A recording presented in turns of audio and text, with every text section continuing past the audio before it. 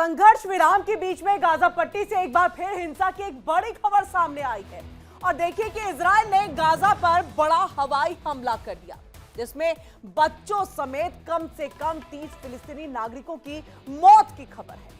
स्थानीय जो स्वास्थ्य अधिकारी है उनके मुताबिक हमले में कई रिहायशी इलाकों को निशाना बनाया गया, जिससे दर्जनों लोग घायल हो गए और घायलों में महिलाओं और बच्चों की संख्या सबसे अधिक बताई जा रही है। यह हमला ऐसे समय में हुआ है जब दोनों देशों के और दोनों पक्षों के बीच में एक संघर्ष विराम लागू होने का दावा किया जा रहा था।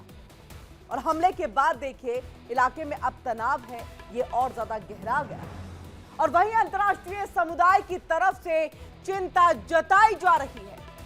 फिलहाल हालात बेहद ही संवेदनशील बने हुए हैं और यह हमला क्यों हुआ, कैसे हुआ, फिलहाल गाजा में क्या हालात हैं, देखिए हमारी इस खास रिपोर्ट में।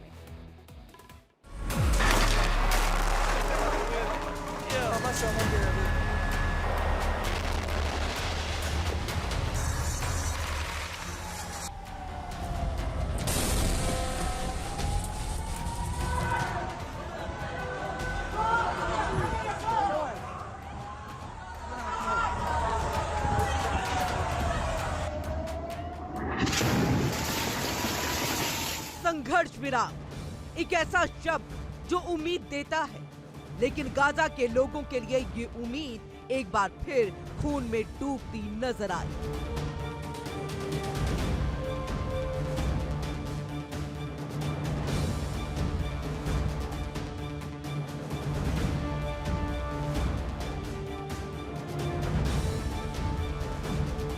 संघर्ष विराम के ऐलान के बीच इजराइल ने गाजा पट्टी पर एक बार फिर से बड़ा और भीषण हमला किया है।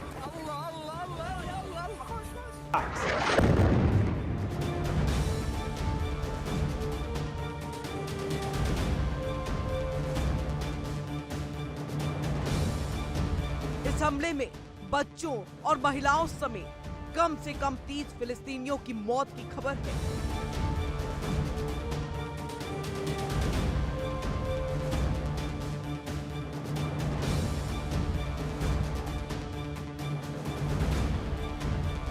जबकि दर्जनों लोग गंभीर रूप से घायल बताए जा रहे हैं।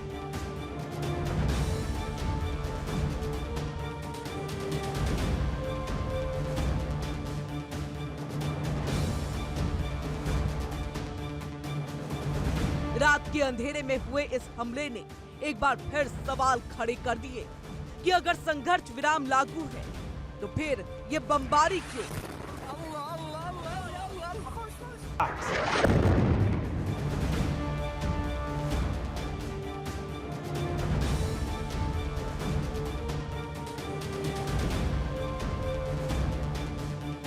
और अगर बातचीत चल रही है तो फिर मासूम बच्चों का कसूर क्या?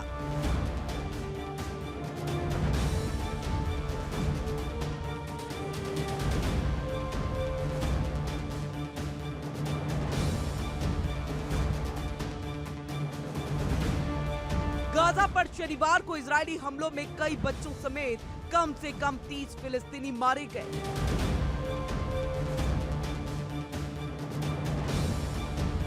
अक्टूबर में हुए संघर्ष विराम के बाद से ये सबसे अधिक मौतों में से एक है।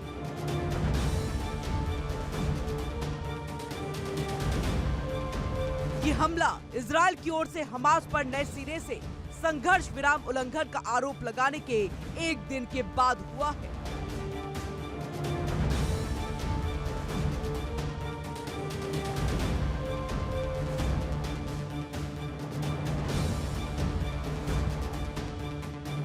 जिन अस्पतालों में शव मिले, वहां के अधिकारियों ने बताया कि हमले गाजा शहर की एक अपार्टमेंट इमारत और खान यूनिस के एक कैंप समेत गाजा के विभिन्न स्थानों पर हुए।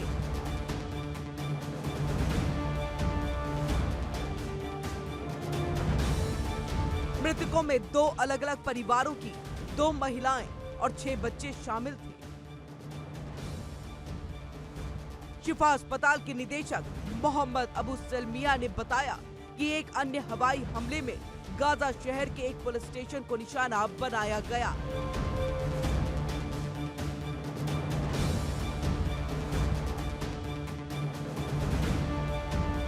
जिसमें कम से कम 14 लोग मारे गए और अन्य घायल हो गए।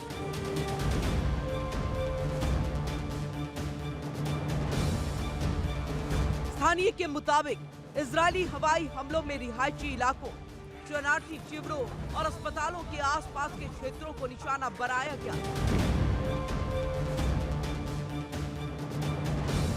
धमाकों की गूंज इतनी तेज थी कि कई इमारतें जमींदोज हो गई। मलबे में दबे लोगों को निकालने के लिए राहत कर्मी अपने नंगे हाथों से कोशिश करते दिखे।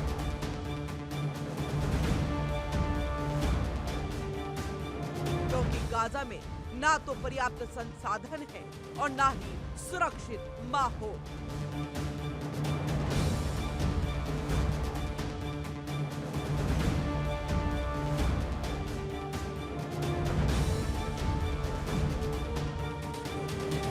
सबसे दर्दनाक तस्वीरें उन बच्चों की जो सोते हुए इस दुनिया से चले गए, जिनका गुनाह सिर्फ इतना था कि वे गाजा में पैदा हुए।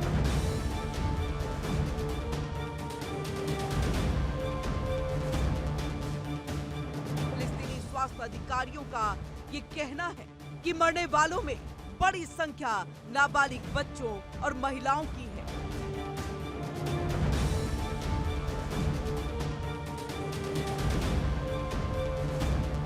अस्पताल पहले से ही दवाओं, बिजली और स्टाफ की भारी कमी से जूझ रहे हैं और ऐसे में लगातार हो रहे हमले मानवीय संकट को और गहरा कर रहे हैं।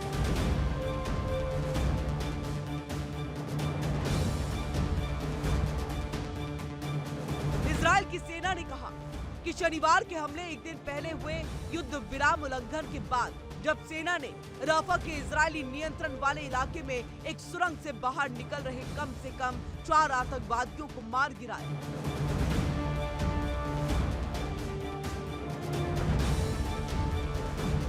मारे गए लोगों की संख्या युद्ध विराम शुरू होने के बाद से दैनिक औसत से कई गुना और अधिक थी।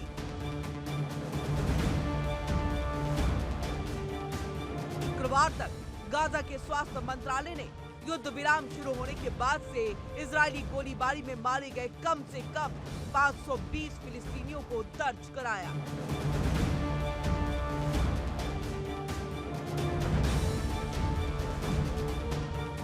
इजरायल की ओर से हमेशा की तरह आत्मरक्षा का तर्क दिया जा रहा है, लेकिन सवाल ये कि क्या आत्मरक्षा के नाम पर बच्चों की जान लेना जायज है?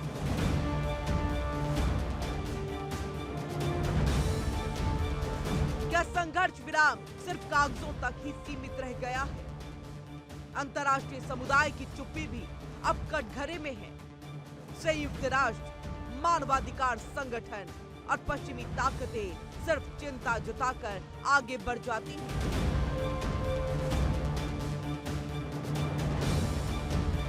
लेकिन जमीन पर मरते लोगों के लिए कोई ठोस कार्रवाई क्यों नहीं?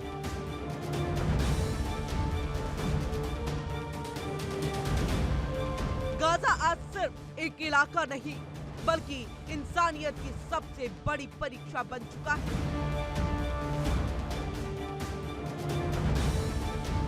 जहां एक तरफ शांति की बातें हो रही है, तो वहीं दूसरी तरफ बम गिर रहे हैं। जहां संघर्ष विराम की घोषणाएं हैं, तो वहीं लाशों की गिनती बढ़ती जा रही है।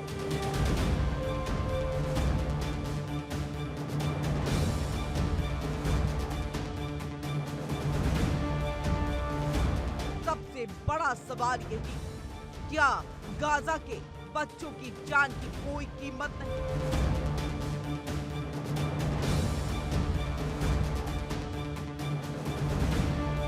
और कब तक दुनिया इस खून खराबे पर आंखें मूंदे रहेगी?